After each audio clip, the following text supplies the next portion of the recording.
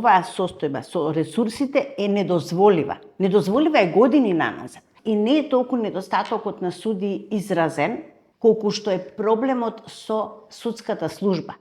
Не може судијата сам да работи. Едноставно не може. Му треба записничар, му треба службеник, стручен соработник. Ако тоа не сака да го види извршната власт, ние не можеме да очекуваме никакво подобрување. Еве во подготовка е новиот закон за парнична постапка кој предвидува многу добри решенија.